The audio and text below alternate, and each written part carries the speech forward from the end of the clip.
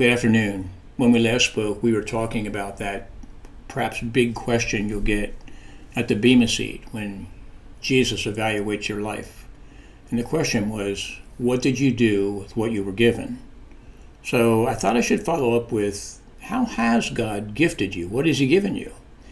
When you were born into this world, you came equipped with certain gifts, talents, and abilities. It could have been mechanical abilities, musical abilities, mathematical abilities. It could be anything that God designed for you.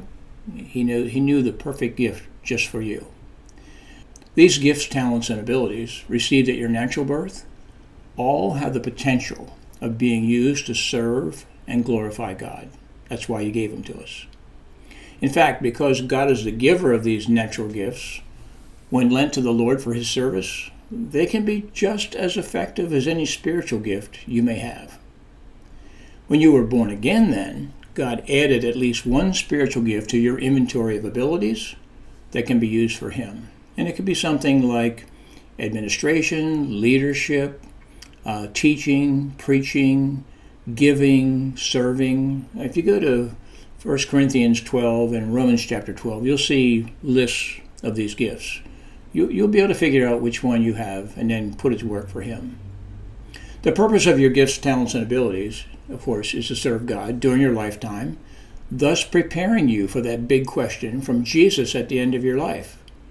What did you do with what you were given? That's the one you don't want to stand there shrugging your shoulders in shame. To say, Lord, I just didn't pay attention. I squandered what you gave me.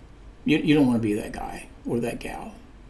Luke 19:13, and He called His 10 servants and delivered them 10 pounds and said unto them, Occupy till I come. Now I'm using the King James Version of the Bible here on the screen, and occupy is not a word we use today the way it was used then. In a modern translation of the Bible, you'd probably see something like, conduct business with this until I return. So He's given us an investment. He wants it to put it to work for Him until He comes for us. In other words, use that which you were given to serve people and profit yourself. There's almost no way to use your gifts that do not involve serving people.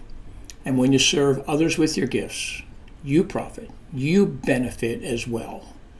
In other words, there's a reward in serving people, using your God-given talents to serve others. There's a reward. And sometimes the mere serving of others is the reward itself.